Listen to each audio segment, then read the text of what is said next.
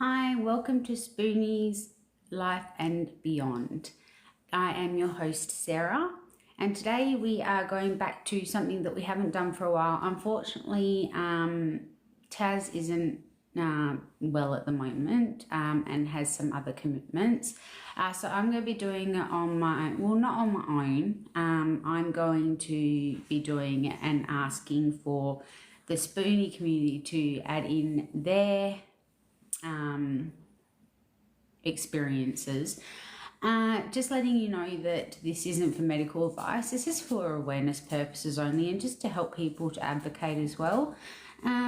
So for those who don't know, this channel is to really get into the true, raw, authentic side of what it's like to have a chronic illness, a disability, an invisible disability, and for people who love and support those people as well.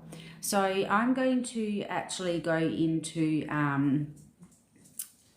some questions that have been posed to the community through Reddit, through some different subreddits, and I'll give my take, and I'll ask for other people's takes as well. And then once I also upload the live, I would love for people to be able to give their take on it, and also even add their experiences or journeys if they can relate to them as well, because it just helps people to learn if they haven't been able to, if they're not in this situation, or if they have people in their life who have these conditions or go through these situations.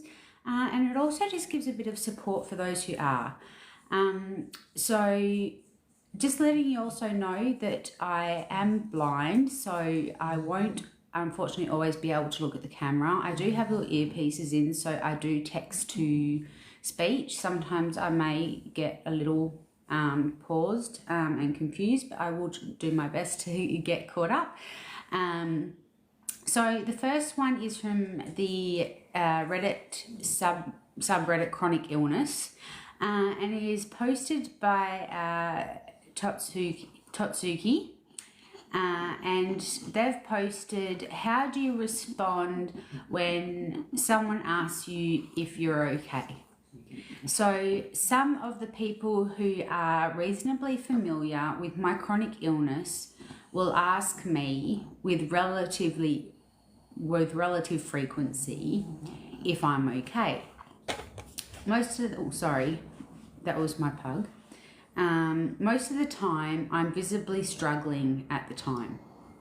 I've never liked to lie when responding, but any honest answer from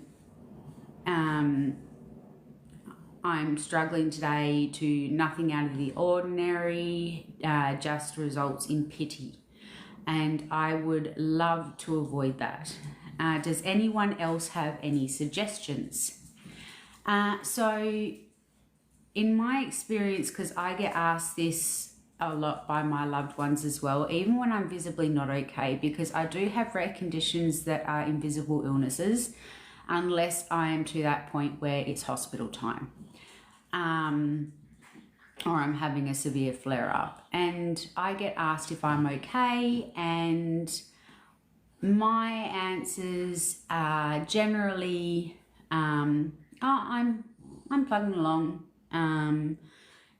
or something along those lines, or just keep swimming. It's just how it is. Or yeah, I'm okay. And there are a couple of people in my life that know me. Sorry about the snorting. My pug wants to come up, but unfortunately not today. Hawkeye, you're going to stay down there, or go lay down next to T'Challa. And it is hard to hide it from them, because they know that if I say I'm okay, or I'm plugging along, or just keep kicking, then they say, okay, now how are you really? And that's when it's difficult, because then you know that they know that things aren't quite all right, and then you've actually got to answer them, and then you feel like a burden.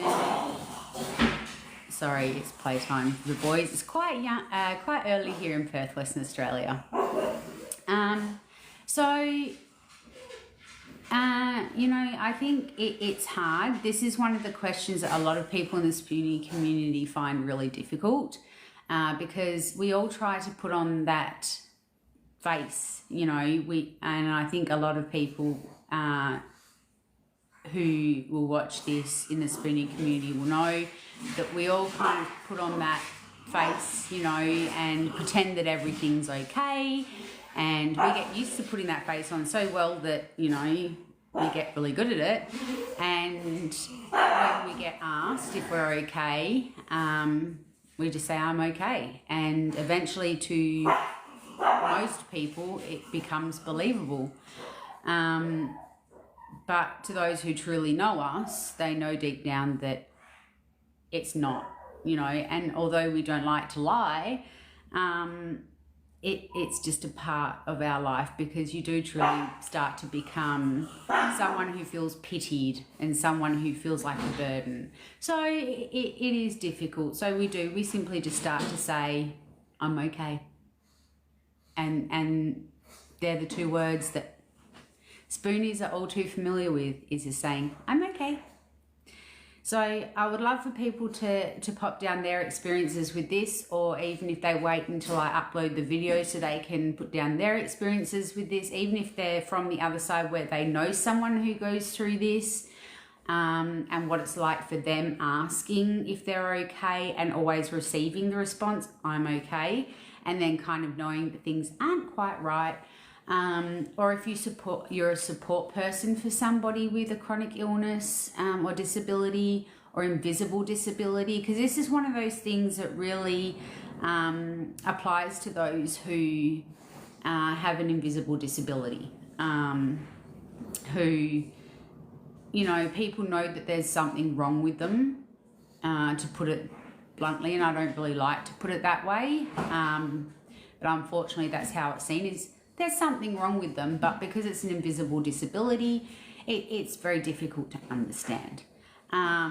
So because it's not seen, it's not obvious, you know, we're not in wheelchairs, depending on circumstances, but because it's an invisible disability, you know, you just can't, it's not visible to most people.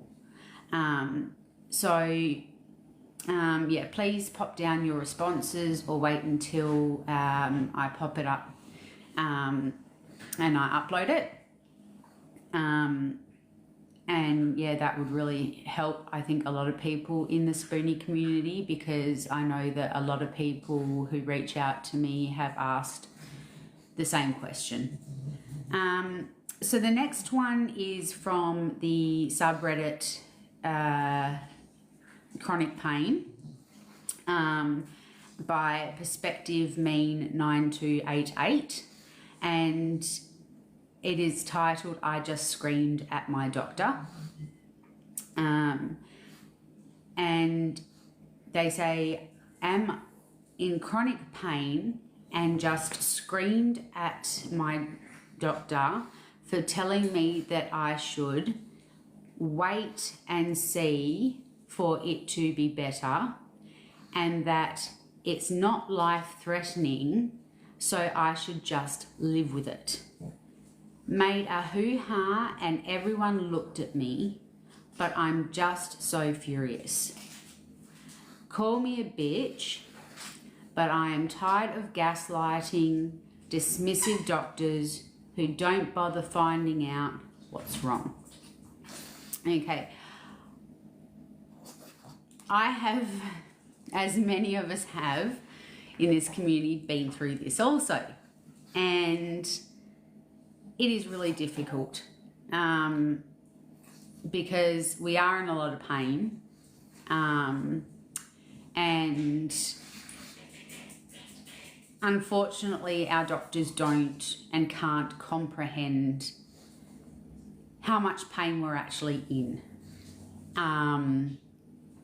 And also, a lot of the pain medication that we get prescribed is not Panadol, or I believe in America it's called Tylenol. I'm not 100% sure. So please correct me if I'm wrong. I'm not sure. So here in Australia, paracetamol is called Panadol or paracetamol, and is like the first line of pain relief. And I'm not sure if Tylenol is the equivalent in America. I'm not sure. So yeah, if someone could pop that down, that would be really good. Yeah,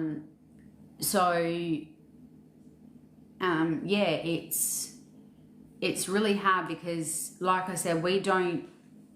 That's kind of the first line, and like I know for myself, I am tapped out. I'm maxed out every day with Panadol as my baseline. Most of us are then also on the heavy hitter pain medication. And I'm not really going to name them because they're different for everyone. I don't know what they're called in different countries. And I also don't want to reveal what pain medication I take, just simply because of safety reasons, etc., etc.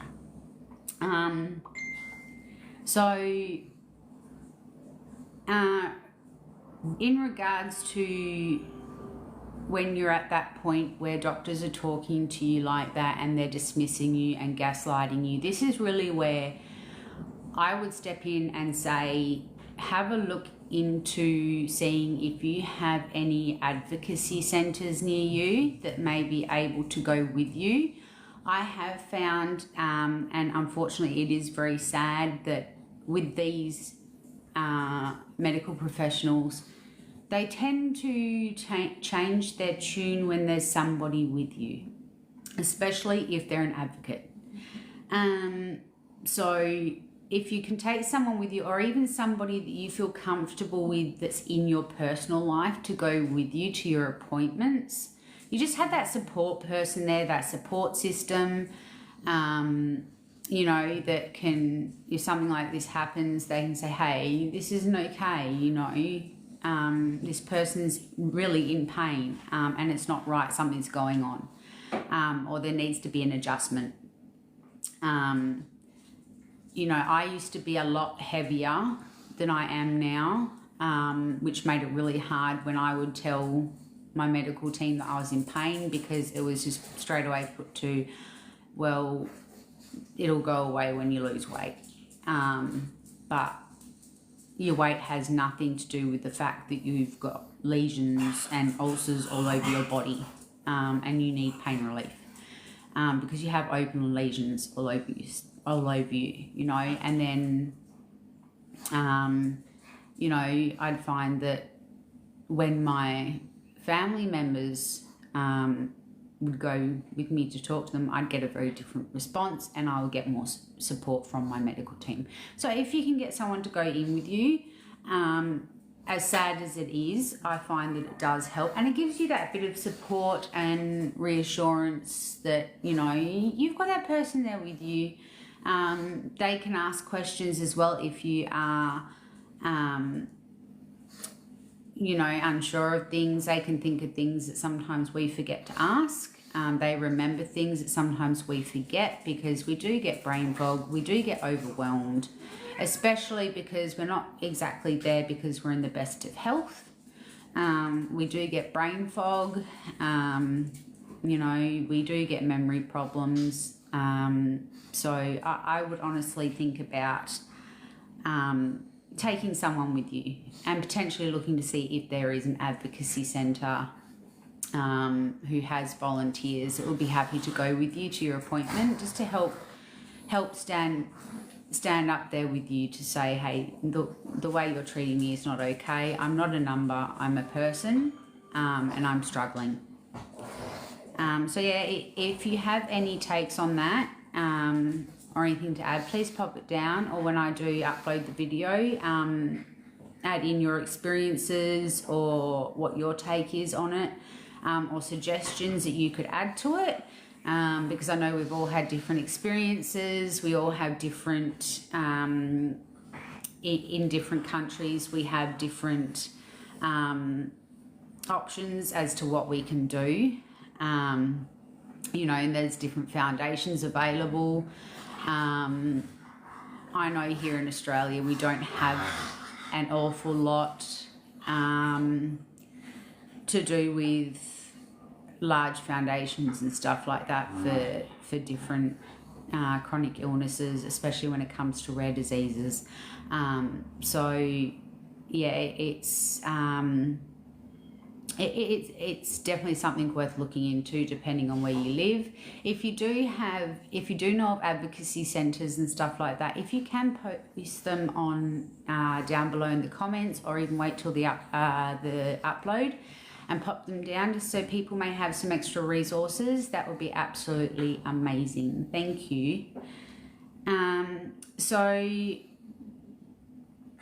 the next one is through the subreddit Chronic Pain by the actual Sage, and it's titled "Somebody Did Something Really Kind for Me Today and It Was Absolutely Devastating."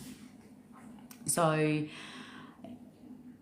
they've said, "I've had a busy day of running errands today, a bunch of stops at banks and a run to Costco.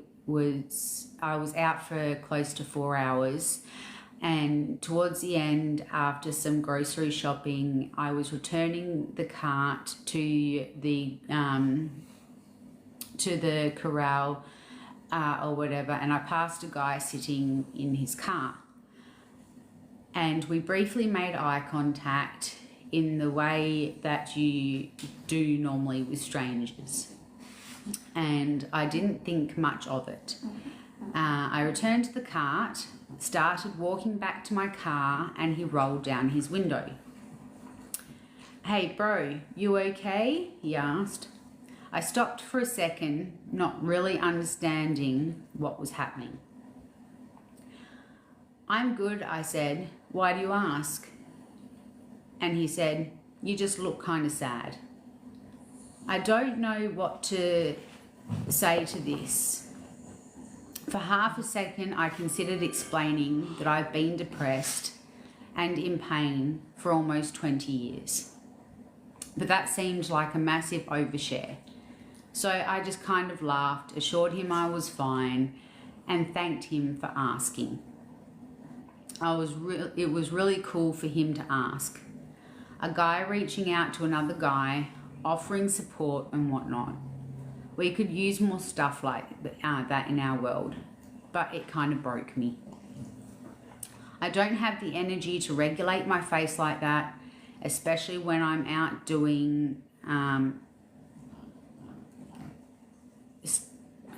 stuff, It kills me that I'm giving off the type of vibe that strangers feel the need to check up on me.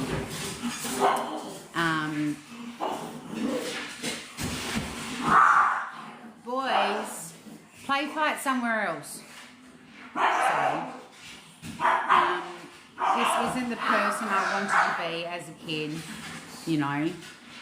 I've been trying to just appreciate the kind gesture and not get too in my head about it. But I often feel like I'm kind of a bummer, and this confirmed it in a way I really wasn't ready for. So I suppose this goes back to what I was saying earlier on about,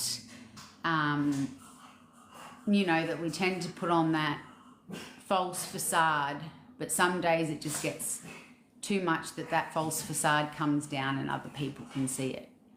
And it's hard. I've been going through this for 20 years myself, and I find it really, really easy now to put on that false facade. You become really good at it, but those days where it's really difficult and even strangers notice that something isn't quite right, it hits you hard. And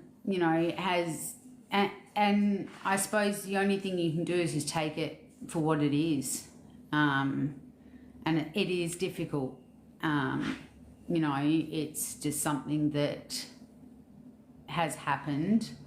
And I think, you know, just something that can be taken from it is somebody has taken that time out who has noticed that, you know, there's something not quite right and checked in with you. I think that's a beautiful thing. You know, because it doesn't happen a lot, and at the moment there's a lot of hate in the world. You know, and for somebody to take their time out just to say, hey, you okay? Because, you know, you've had a rough day, you're at the end of running your errands, we only have so many spoons for the day, and by the sounds of it, you ran out of spoons, which we quite often do. I mean, you had a huge day. And once we run out of spoons, that false facade comes down. And I think it is absolutely a beautiful thing that somebody took their time out just to say, hey, are you okay? Because you're looking kind of sad. But at the same time, I could also understand it being a bit of a kick in the guts, because once that false facade comes down, you kind of start to kick yourself for it and, you know, question yourself. But, you know, it's hard. I mean, what are your takes on it? Like, how would you feel yourselves if you're in that situation where you've been running around all day? You know that we're on limited spoons, for those of you who are familiar with the spoon theory.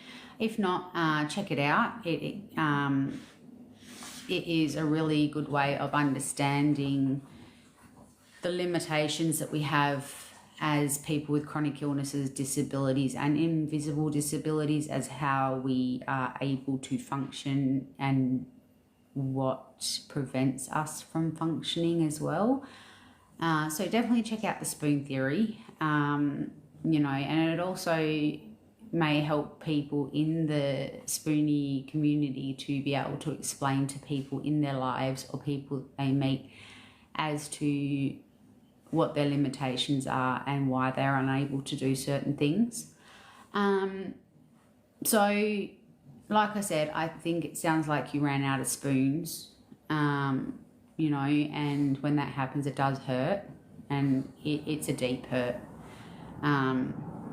You know, especially when we're this far into our journey at 20 years and we think we're pros at hiding it, and sometimes that wall just comes down and other people can see it.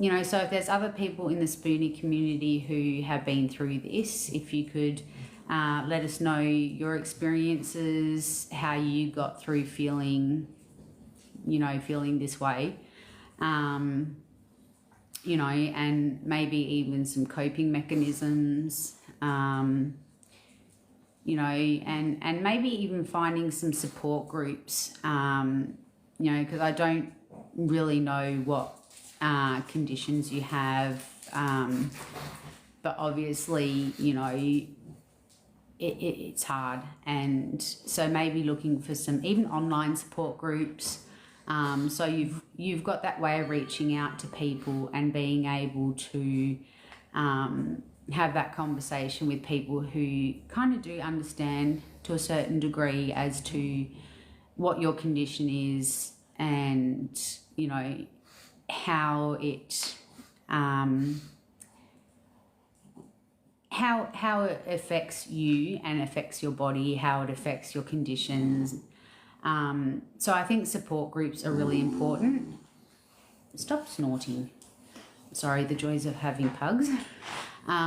So I think that it's really important, you know, to have that support group. And unfortunately, because there are a lot of rare disorders out there, there aren't a lot of physical support groups to go to in a lot of places. So there are a lot of online support groups. So that's another option as well, is joining a support group and having that chat, and bringing out that conversation to people who are going through something similar to you, medically, who may be able to kind of, you know, have that conversation with you, you know, where you can have that conversation, and it's you know, maybe they can give you some tips. So sorry, I can't really answer that one really much further than that. So, you know, I can only go off of my own experiences, and that's that, you know, I've been going through this for the same amount of time, and, you know, I became a pro at putting on my fake facade, but sometimes it does come down.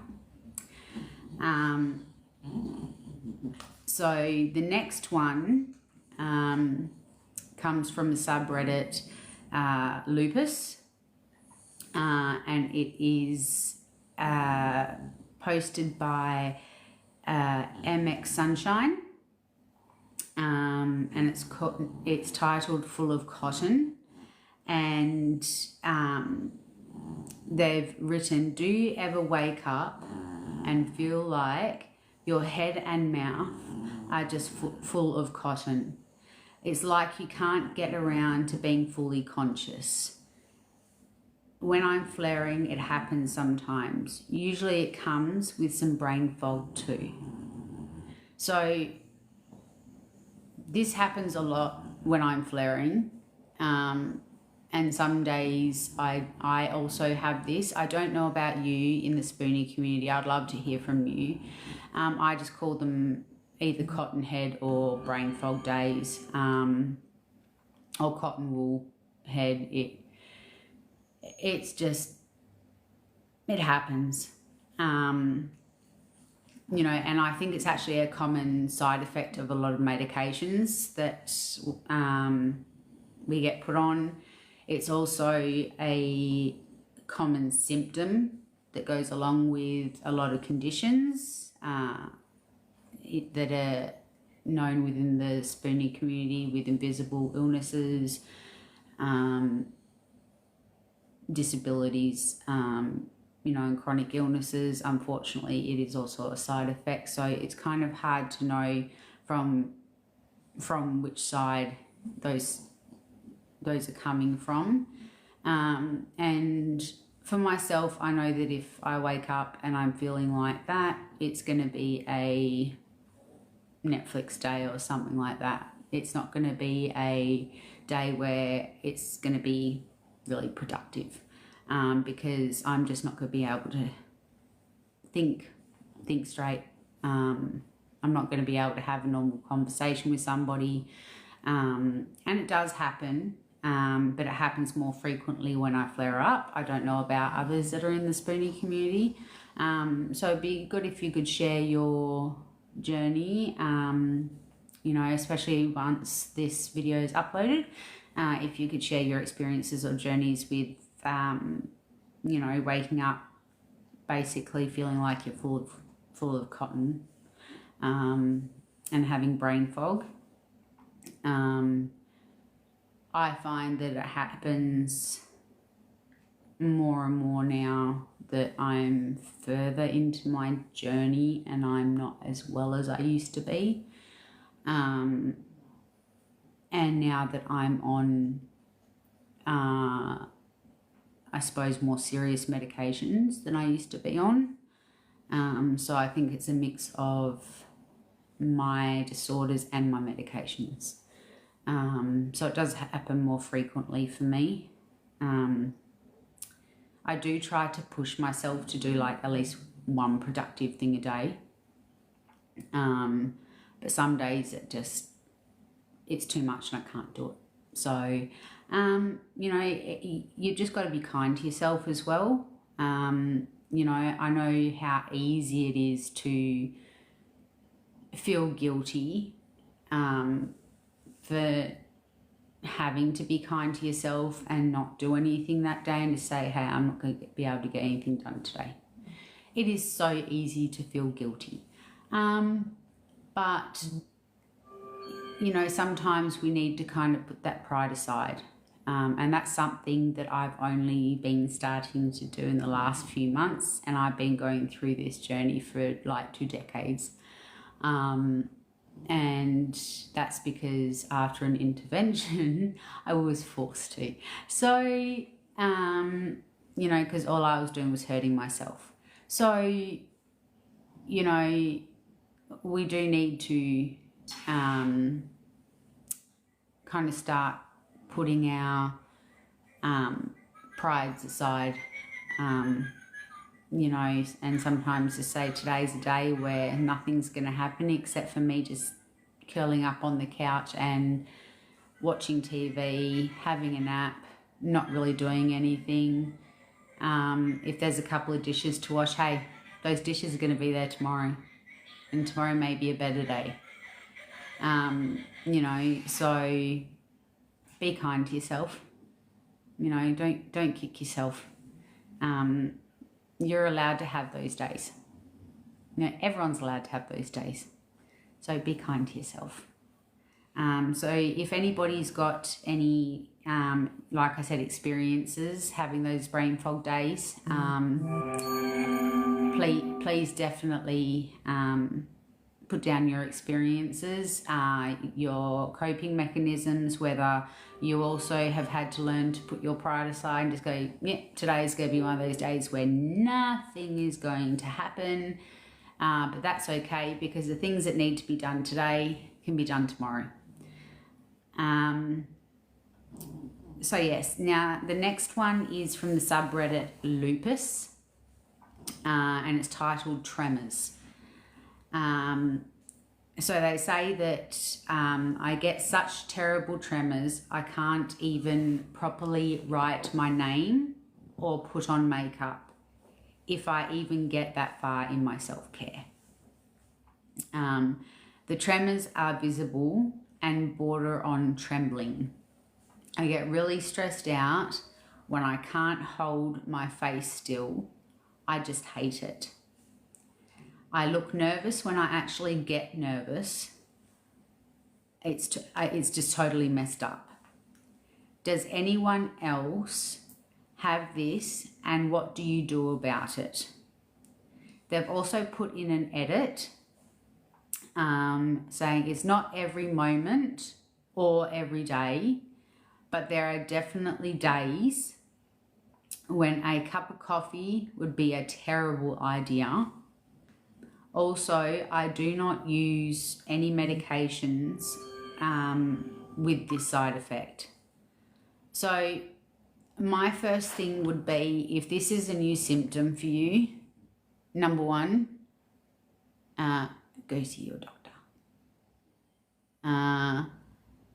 Hi, Richard. Good evening. Hi, good morning. Where are you messaging from? I'm in Perth, Western Australia, and it is around about, I think, 9:30 here in the morning. So what time is it there? So yeah, it's number one, I would say, if this is new for you, definitely go and see a medical professional, especially being tremors, so they can have a look into it. As any new side effect, sorry, it's time for coffee.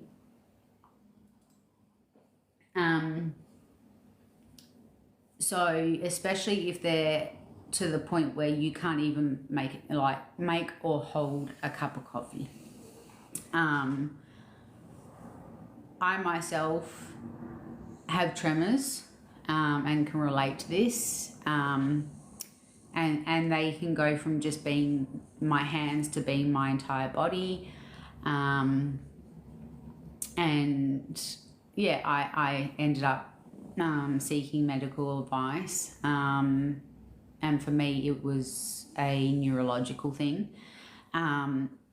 So it's definitely, and I'm not saying that that is what's happening for you, I'm just trying to convey the importance of, if you ever, and this is to anyone, if you ever have a new side effect or a new anything that's happening, any changes, the first thing I would do is go seek medical help, because number one, your medical team need to know of any changes to your health, because then they can look into it more. And you know, it needs to at least go on your file, your medical file as well. So even if it's not turns out to not be something serious, at least it's there so they know for another time, just on the timeline of your disorders, etc., that this is what's happened. And tremors are difficult because, as you've said, you can't control them, and you don't know when they're going to happen, how bad they're going to be, you know, and anyone can experience tremors. So, you know, it's really hard, and they do vary from extremes. And you know, I have had people reach out to do deep dives, as I do. People do send me messages asking for me to do deep dives into different conditions to raise awareness. And quite often I get messages asking about tremors and such, as to whether, you know, whether it's a common thing that I've heard from or been asked about, and it is. But like I said, I can't give medical advice. I'm not a medical professional. All I can do is raise awareness. And all I can do really is point you in the direction of going and seeking medical help.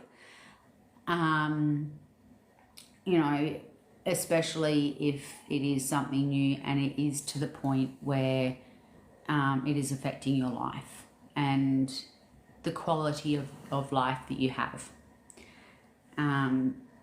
So if anybody else has any experiences or journeys, once again, please pop them down below, or once I've uploaded the video, please pop down anything that you can add, or your journeys or anything like that, to be able to possibly help help this person or anybody else that is in the community, to be able to receive the help that, you know, that they need, because obviously we've all experienced different things at different times, and we all may have more resources that may be able to help other people, especially considering I don't know where they're located, and in different countries obviously we have different support systems, we have different resources, so it really is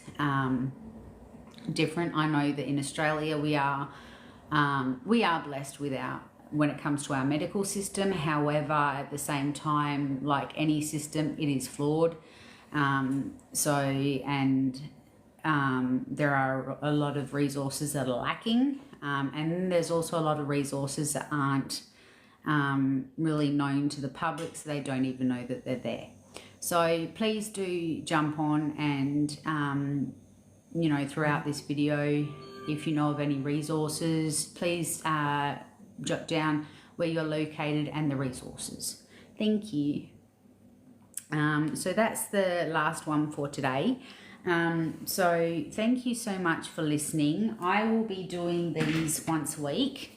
And hopefully when Taz is better, she'll be able to jump on and join as well, because it's really good to have her take as well. She has been in the Spoony community, as people have known from the past, for quite a while as well.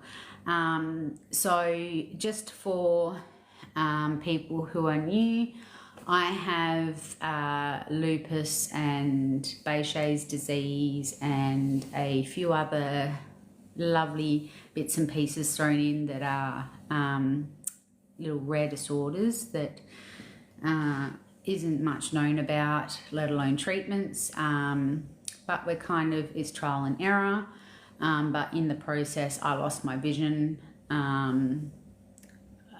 along the years, every 6 months, I'd have to have a new prescription at the optometrist.